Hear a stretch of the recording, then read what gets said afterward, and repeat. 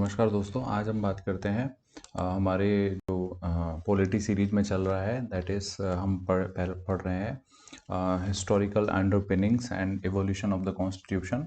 उस सीरीज में हमने दो एक्ट देख लिए थे। ठीक है, पिट्स एक्ट हमने जो था लास्ट देखा था, वो कब आया था? 1784 में पिट्स एक्ट हमने अभी देखा था।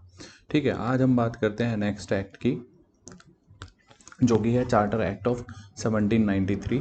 तो इसमें देखिए क्या क्या हुआ। दो चीज़ों को देखते हुए अपन चल रहे हैं। एक हम देख रहे हैं इंटरनल एडमिनिस्ट्रेशन में क्या चेंज आ रहे हैं। ठीक है, the second thing which we are seeking here, that is territorial administration changes. ठीक है, सो ये दो हेड में अपन पढ़ रहे हैं, हर एक्ट को देख रहे हैं कि क्या क्या हो रहा है। तो एक बार थोड़ा सा हम देख लेते हैं 1784 पिट्स एक्ट जो था उसमें क्या क्या कर दिया था। तो इंटरनल एडमिनिस्ट्रेशन में हमने वहाँ देखा था कि बोर्ड ऑफ कंट्रोल जो है वो एस्टेब्लिश कर दिया था, और सीओडी होता था खुद का ईआईसी का। तो बीओसी जो है उसकी पावर बढ़ा दी गई, और सीओडी जो है उसके नीचे काम करेगा। सीओडी कौन होता है? Court of directors. They were appointed by the EIC itself. ठीक है, BOC were appointed by the crown और ब्रिटिश पार्लियामेंट के थ्रू अपॉइंट होते थे। ठीक है, अच्छा, तो हमने देखा इंटरनल में तो ये चेंज आया। टेरिटोरियल में हमने देखा कि बंगाल जो है that was became very powerful. Number one, that become very powerful. And the second thing which we have seen so far is कि गवर्नर जनरल जो था, ठीक है, उसकी एग्जीक्यूटिव काउंसिल थी, उसमें पहले 4 मेंबर थे, लेकिन 1784 में उसको 3 कर दिया गया। ठीक है, ताकि एक भी मेंबर अगर यस करता है, 2 नो करते हैं, तो गवर्नर यस के फेवर में जाएगा, तो 2 वोट हो गए और वो आगे अपने डिसीजन के साथ जा सकता है। तो ये तो था 1784 की बात। ठीक है, अब यहाँ पे अपन बात करते हैं, तो इसमें कुछ खास बड़ा चेंज नहीं आया है, बट यहाँ पे एक चीज़ ध्यान रखनी होगी कि क्राउन जो है उसका अब जो है ईआईसी जो है एज ए ट्रस्टी काम देख रही है इंडिया में। ठीक है, मतलब देख रेख करने वाली एक संस्था बन गई अब ईआईसी। ओके, और दूसरा चेंज अगर हम देखें विद रिस्पेक्ट टू गवर्नर, तो गवर्नर के नीचे अब कितने लोग हैं? 3 लोग हैं। ठीक है, 1 2 3, ये है अपना गवर्नर। अगर मान लो ये तीनों लोग ना बोल दें किसी चीज़ पे, तो गवर्नर जो है उसके पास पहले ओवर राइडिंग पावर नहीं होती थी कि गवर्नर चाहे तो भी मतलब वो काम हो सकता है, ऐसा पहले नहीं हो सकता था।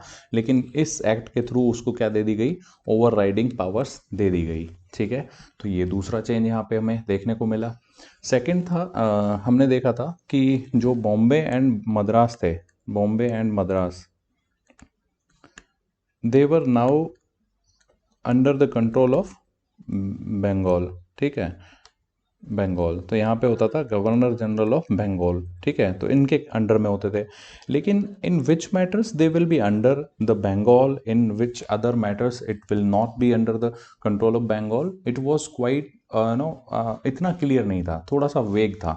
तो अब यहाँ पे और ज़्यादा इसको क्लियर करते हैं नए प्रोविजंस में, इस वाले एक्ट में, कि इन कंडीशंस में जो है आप ये दोनों जो हैं इसके नीचे रहेंगे, बंगाल के नीचे। ऑल राइट, इसके बाद एक यहाँ पे इम्पोर्टेंट चेंज आया, दैट इज़ कि यहाँ पे अब कोई पर्सन जो है वो कुछ कहे वो काम करना होगा, ऐसा बंद हो गया। अब आपको रिटन लॉज की ज़रूरत पड़ेगी, मतलब राइटिंग में आपको बताना पड़ेगा कि this thing has to happen and for this you need some और सर्टेन लॉज।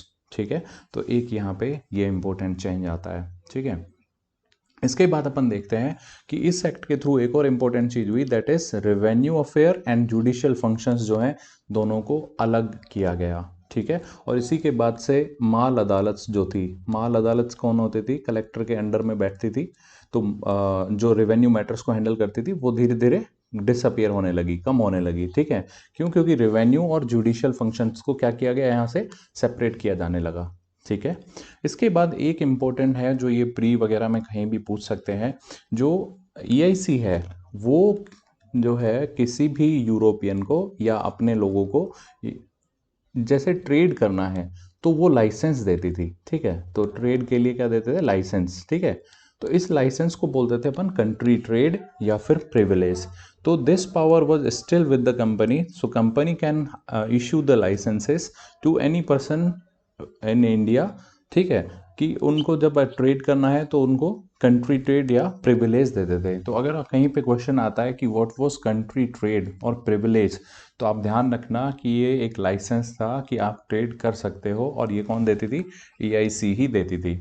ठीक है, और इसके चलते जो है ना ओपियम ट्रेड चाइना के साथ वो काफ़ी बढ़ने लगा। मैंने आपको बताया था पिछली स्लाइड में कि चाइना, ये India and this was Britain. ठीक है, तो इंडिया में क्या करते थे ये लोग? ओपियम उगाते थे और उस ओपियम को भेजते थे चाइना, बदले से चाइना से क्या लाते थे? टी, और ये टी कहाँ जाती थी? ब्रिटेन में। ठीक है, तो this was how this trade was going on between China and India and Britain. ठीक है, तो ये थे 1793 एक्ट के तहत कुछ बड़े चेंजेस। तो वापस एक बार फटाफट से देख लें। इंटरनल एडमिनिस्ट्रेशन में इन्होंने क्या किया है कि जो कंपनी है वो ट्रस्टी बन के काम करेगी। ठीक है, क्राउन के अंडर जो है काफ़ी धीरे धीरे क्राउन जो है अपना कंट्रोल एस्टेब्लिश कर रहा है ओवर द कंपनी। सेकंड हमने देखा गवर्नर के पास ओवर राइडिंग पावर आ चुकी है। थर्ड हमने देखा कि बिहार जो बंगाल है उसके नीचे जो थे मद्रास एंड बॉम्बे, तो इनके लिए मोर क्लियरर कंट्रोल आ गया है। इसके बाद गवर्नमेंट बाय ब्रिटिश लॉज चलेगी। अब ब्रिटिश लॉज काम करेंगे, पर्सन सीधा ये नहीं कह सकता कि ये काम करो एंड हो जाएगा। For that thing you need a law.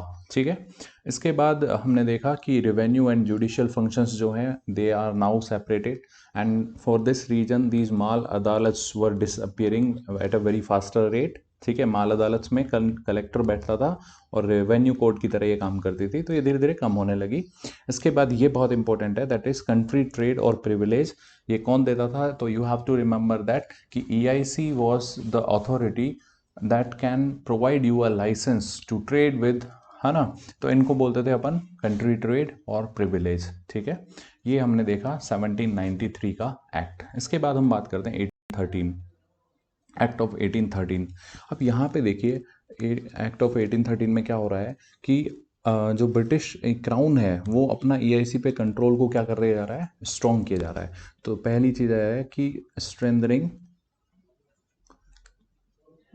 Of control जो है वो क्या हो रहा है? बढ़ रहा है। ठीक है, ग्रिप अपनी मजबूत कर रहे हैं EIC के ऊपर। और EIC को देखिए यहाँ पे जो है position of territories and revenue EIC को दिया गया है, लेकिन 20 साल के उसके फिक्स कर दिया गया है कि आपके पास जो ये रेवेन्यू से रिलेटेड मैटर्स हैं और जो ब्रिटिश इंडिया के पोजीशंस हैं। और ध्यान रखिए ब्रिटिश टेरिटरीज जो हैं वो यहाँ पे बोला जा रहा है कि द टेरिटरीज ऑफ क्राउन और the territories under the British crown.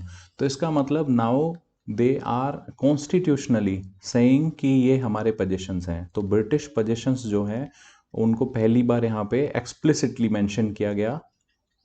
ठीक है, explicitly mention and the constitutional position was taken for these territories. ठीक है, तो ऐसा बोला गया कि these British territories are provided to the EIC and EIC will work as an administrative body and they will not compromise or prejudice the authority of the crown। मतलब crown की authority में नीचे रह के काम करेगी EIC। ठीक है, तो EIC के पास ये trade related revenue related matter तो जो थे, और पोजीशन जो टेरिटरीज की थी वो अभी रहेंगे 20 साल और, यानी कि 20 साल और यानी 1833 तक ये सिक्योर थे। ठीक है, इसके बाद ये यहाँ पे इम्पोर्टेंट चीज़ देखिए कि आपको पता होगा कि ईस्ट इंडिया कंपनी जो है ईस्ट के साथ ट्रेड करने के लिए इनके पास मोनोपोली होती है, लेकिन यहाँ पे इनकी देखिए मोनोपोली ख़त्म हो जाती है। ठीक है, बस इनके पास दो ही चीज़ें बचती हैं अब।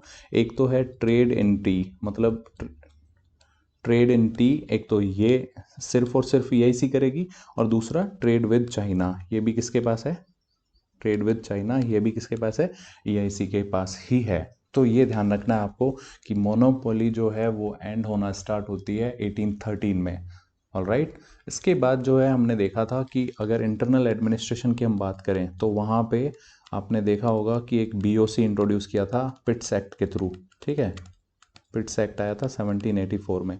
तो BOC क्या करता था? ये ओवरऑल सुपरवाइज करता था, सारे फंक्शंस देखता था, सिविल मिलिट्री वगैरह, किसके? EIC के। ठीक है, और EIC का खुद का जो कंट्रोल ऑफ डायरेक्टर होता था, कोर्ट ऑफ डायरेक्टर जो होते थे वो EIC खुद अपॉइंट करते थे। तो ओवरऑल जो कंट्रोल था वो किसका था? BOC का। तो फर्दर इस एक्ट के तहत इनकी पावर्स को क्या किया गया? बढ़ा दिया गया। ठीक है, तो देयर पावर्स वर एनलार्ज, मतलब अब उनके पास और ज़्यादा स्पेसिफिक फंक्शंस थे, स्पेसिफिक फंक्शंस, ठीक है, एंड डिफाइंड फंक्शंस थे कि ये काम जो है ये बीओसी ही करेगी। पहले सिर्फ सुपरविजन तक ही लिमिटेड थे, बट अब नाउ इनके पास they had their own functions and they were defined also, ठीक है।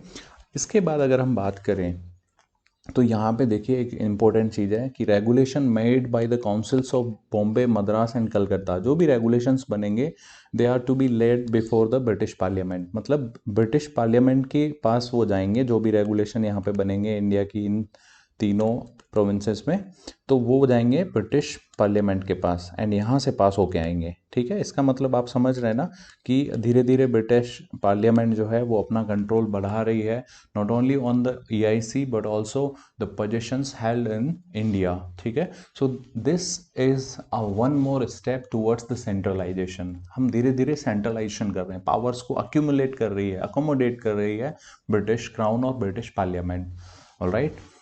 इसके बाद हम देखते हैं कि 1813 में दो चीज़ें और ख़ास हैं। एक तो ये है कि राजा राम मोहन राय, आरएमआर जो है वो बहुत ही एक मूवमेंट चलाए रखते हैं and he was the keen supporter of western education, western education, and वो बहुत मॉडर्न थे और उन्होंने कहा कि this modern education is very much required और it is the prime necessity of Indians right now, मतलब साइंस बेस्ड लॉजिकल जो एजुकेशन है that is to be given to the Indians also. तो वो राम मोहन राय जो हैं, राजा राम मोहन राय जी, उन्होंने एक मूवमेंट चला रखा था, तो वो मूवमेंट यहाँ पे सक्सेसफुल होता है। तो 1813 में जो है यहाँ देखिए 1 लाख रुपए एजुकेशन के लिए गवर्नमेंट देती है और इंडियन साइंस एंड लिटरेचर को इससे बढ़ावा मिलेगा और वेस्टर्न एजुकेशन को भी यहाँ पे बढ़ावा मिलेगा, ठीक है। So that was a big step and इसमें ये आप देख लीजिए कि स्टेट की ड्यूटी के रूप में आ गया, state's duty to provide education, ठीक है। यहाँ पे ऐसा फर्स्ट टाइम ऐसा हो रहा है कि it was the state which is suppose to provide the education to the citizens और जो भी वहाँ पे रह रहे हैं उनको, ठीक है। तो एक ये इम्पोर्टेंट है। दूसरा यहाँ पे जो इम्पोर्टेंट चीज़ है 1813 में, दैट इज़ क्रिश्चियन मिशनरीज जो थी उनको अलाउ किया गया कि इंडिया में आइए और रिलीजन को प्रमोट कीजिए, ठीक है। तो ये एक तरह से जो क्रिश्चियन मिशनरीज थी, तो ये जो है क्या काम करती थी, ये मिशनरीज अपने रिलीजन को प्रोपोगेट करती थी, ठीक है, प्लस ये कन्वर्ट करते थे लोगों को, ठीक है, क्रिश्चियन बनाते थे।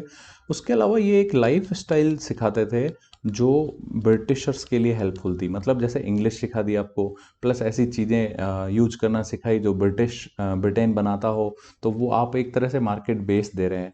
और सबसे बड़ा इसके पीछे जो मेन पॉइंट था क्रिश्चियन मिशनरीज के पीछे, वो था सॉफ्ट डिप्लोमेसी या सॉफ्ट पावर को बढ़ाना, ठीक है। सॉफ्ट पावर मतलब कि आपकी जो प्रेजेंस है, जैसे ये ब्रिटिशर्स हैं, इनकी प्रेजेंस जो है इंडिया में उसको एक्सेप्टेबल बनाना, ठीक है। तो इंडिया के लोगों के बीच में ऐसा रिलीजन प्रोपोगेट करें ताकि देश मतलब उनको ऐसा लगना स्टार्ट हो जाए कि ये लोग कोई बहुत ज़्यादा अलग नहीं है, ये हमारे लिए ही काम कर रहे हैं, हमें सिखा रहे हैं। तो that was to provide that soft power basis to the Britishers in India, ठीक है। तो this was a very important development under this act of 1813। इसके बाद हमने देखा था कि सुप्रीम कोर्ट एस्टेब्लिश हुई थी, आपको याद होगा 1773 में, तो उसकी पावर्स को भी इन्होंने क्या कर दिया है, थोड़ा बढ़ा दिया है in cases related to the European and British citizens, ठीक है। तो ये है अपना 1813 का एक्ट, ऑल राइट। इसके बाद आता है 1833 का act, that is peak of centralisation. अब यहाँ पे आप देखिए कि ये जो है ना सेंट्रलाइजेशन का सबसे पीक पॉइंट होगा, सबसे शिखर बिंदु है ये वाला, ठीक है। तो यहाँ पे देखते हैं एक एक करके क्या हुआ। लास्ट वाले एक्ट में आपने देखा कि मोनोपोली जो थी चाइना के साथ ट्रेड की और टी के साथ अभी बची हुई थी ईआईसी के पास, अब वो पूरी तरह से ख़त्म हो जाएगी, ठीक है। तो पहला जो सबसे बड़ा पॉइंट है कि जो ईस्ट इंडिया कंपनी के पास मोनोपोलीज हुआ करती थी ट्रेड से रिलेटेड, वो पूरी तरह से ख़त्म हो गई। तो अब ईआईसी क्या बचा, ट्रेड में कोई मोनोपोली है नहीं, तो EIC is now N administrative body of British territories. अब मतलब इनका काम है प्योर एडमिनिस्ट्रेशन, नथिंग एल्स, ठीक है। तो एडमिनिस्ट्रेटिव बॉडी की तरह काम करेगी और ब्रिटिश इंडिया की जो टेरिटरीज हैं इंडिया में उनको संभालेगी, ठीक है। इसके बाद अब आप देखिए एक चीज़ और देखिए, फिर से अपन दो भागों में डिवाइड करते हैं। यहाँ पे इंटरनल एडमिनिस्ट्रेशन, यहाँ पे टेरिटोरियल, ये इंटरनल, ये टेरिटोरियल, ठीक है, एडमिनिस्ट्रेशन। तो इंटरनल में अपन को पता है कि क्या होते थे, बीओसी होते थे, बीओसी सबसे ऊपर, उसके नीचे होते थे सीओडी, सीओडी के बाद आपका गवर्नर जनरल ऑफ बंगाल और बाकी गवर्नर, ठीक है, प्रोविंसेस के। तो आप देखिए बीओसी जो थी इसकी पावर हमने देखा पिछले एक्ट्स में बढ़ रही है धीरे धीरे। अब जो बीओसी का प्रेसिडेंट होता है, ठीक है, जो भी इसका प्रेसिडेंट होगा उसको कहा जाएगा इंडियन अफेयर का मिनिस्टर, ठीक है, कहाँ पे, ब्रिटिश पार्लियामेंट में। तो बीओसी का जो प्रेसिडेंट है that is now appointed as a minister of Indian affairs, ठीक है, इसको ऐसा बोला जाएगा। प्लस बीओसी जो है ओवरऑल क्या करेगी, एडमिनिस्ट्रेटिव अफेयर्स कैसे चल रहे हैं इंडिया में वो सब उसको देखेंगे, ठीक है। तो ये तो था बीओसी। अब बात करते हैं अपन टेरिटोरियल इसमें जुडिक्शन में क्या क्या हुआ। तो सबसे पहले बात करेंगे अपन गवर्नर की, ठीक है। तो गवर्नर जो है उसको प्रमोट किया गया। अभी तक यहाँ होता था गवर्नर जनरल ऑफ बंगाल, अब ये बन जाएगा गवर्नर जनरल ऑफ इंडिया। और ये पहले जो थे वो थे विलियम बेनेटिक, ठीक है। अब जो ये गवर्नर जनरल ऑफ इंडिया है, देखिए इसमें इसके पास पहले आपको पता होगा पिछले में हमने देखा कि कितने लोग थे, 3 लोगों की काउंसिल थी। अब जो है सारी पावर्स जो हैं वो जीजीआई को दे दी गई थी, गवर्नर जनरल ऑफ इंडिया को, चाहे वो सिविल अफेयर्स हों चाहे वो मिलिट्री अफेयर्स हों, वो सारी कौन देखेगा, गवर्नर जनरल ऑफ इंडिया, मतलब ऑल पावरफुल बना दिया इसको। दूसरा ये और इसकी जो काउंसिल है, जैसे ये है governor general of India plus इसकी जो ये एग्जीक्यूटिव काउंसिल है 3 लोगों की, इसको बोला जाएगा गवर्नमेंट ऑफ इंडिया। अब मतलब यही गवर्नमेंट ऑफ इंडिया है, ठीक है। इनको बस सुपरवाइज करने के लिए बीओसी का हेड था, बीओसी का हेड कौन था, इंडियन मिनिस्टर, मतलब इंडियन अफेयर मिनिस्टर, ठीक है, वो सिर्फ सुपरवाइज करने के लिए। और ये किसके लिए रेस्पॉन्सिबल होगा, ब्रिटिश पार्लियामेंट के, ठीक है। तो यहाँ देखें British parliament, Indian affair minister, BOC. अब जो है बीओसी सिर्फ सुपरवाइज करेगा, ठीक है, बाकी सारा जो पावर्स हैं वो किसके पास है, GGI governor general of India plus उसकी एग्जीक्यूटिव काउंसिल के पास, ठीक है। अच्छा अब एक चीज़ और देखिए यहाँ पे कि सारी सिविल एंड मिलिट्री पावर हमने देख लिया प्लस गवर्नमेंट ऑफ इंडिया हमने देख ली। एक चीज़ यहाँ पे नई हुई वो थी कि गवर्नर जनरल ऑफ इंडिया जो है उसके काउंसिल में एक चौथा मेंबर डाला गया, 1 2 3, और एक ये जो है चौथा मेंबर डाला गया। ये चौथा मेंबर मैंने ऐसे डॉट में क्यों किया है, because this fourth member was the law member, ठीक है। मतलब अगर गवर्नर जनरल ऑफ इंडिया को किसी लॉ रिलेटेड मैटर में एक्सपर्ट एडवाइस चाहिए तो ही ये मेंबर यहाँ पे मौजूद रहेगा और लॉ से रिलेटेड क्या देगा, एक्सपर्ट एडवाइस देगा। इसका मतलब हमें अगर ध्यान से सोचें तो ये समझ में आ रहा है कि गवर्नर जनरल पहले जो एग्जीक्यूटिव फंक्शंस करता था अब वो लेजिस्लेटिव से रिलेटेड, जैसे लेजिस्लेचर से रिलेटेड अगर कोई लॉ बनाना है, किसी लॉ पे काम करना है, तो now he had appointed or he has appointed a person specialist for that law making। तो इसका मतलब ये भी समझ में आ रहा है कि law making and executive functions दोनों जो हैं अलग अलग हो रहे हैं, ठीक है। यानी कि अब ये दो फंक्शंस अलग अलग हैं। अगर ये एग्जीक्यूटिव फंक्शंस करने हैं तो ये 3 लोग बैठे हैं, अगर लेजिस्लेटिव करना है तो ये चौथे वाले को भी इंक्लूड कर लिया because he is the expert, ठीक है। तो ये वाला एक इंपॉर्टेंट चेंज था, ठीक है। तो fourth member was added in the council of the governor, that was law member, ठीक है, एक्सपर्ट एडवाइस देता था at the time of law making, ठीक है। और इन्हीं के बाद ही जो है फर्स्ट लॉ कमीशन आता है अंडर लॉर्ड मैकॉले, ठीक है। और यही लोग क्या करते हैं, इंडियन लॉज को कॉडिफाई करने के लिए, to codify the Indian laws, Indian laws क्या बनाते हैं, फर्स्ट लॉ कमीशन बनाते हैं, ठीक है।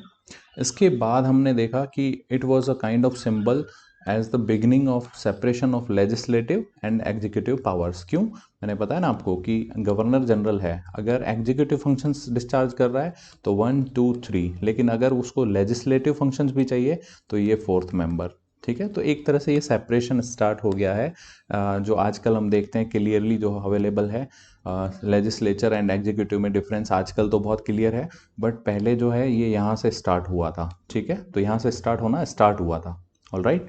तो ये हमने देख लिया।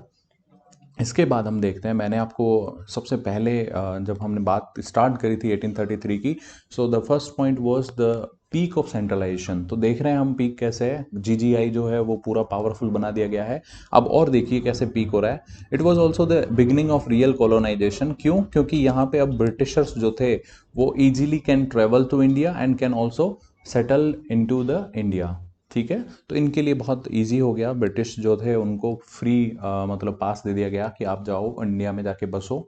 ठीक है, तो और दूसरा देखिए सेंट्रलाइजेशन और स्ट्रॉन्ग कैसे कर रहे हैं कि बॉम्बे एंड जो मद्रास थे ना, वो पहले जो है वॉर, पीस, रेवेन्यू, इन मैटर्स में जो है बंगाल के अंडर थे। ठीक है, लेकिन अभी जो है ये क्या करते हैं, जिनकी लेजिस्लेटिव पावर्स भी छीन ली जाएंगी और जो है अब पूरी तरह से किसके अंडर आ जाएंगे, ये गवर्नर जनरल ऑफ इंडिया के अंडर। ठीक है, तो मतलब अब पूरी तरह से सेंट्रलाइजेशन हो चुका है। गवर्नर जनरल इंडिया जो है, गवर्नर जनरल ऑफ इंडिया, अब यही सर्वे सर्वा है। ठीक है, तो इसीलिए इसको बोलते हैं द पीक ऑफ सेंट्रलाइजेशन। ठीक है, so these are the features of 1830 act.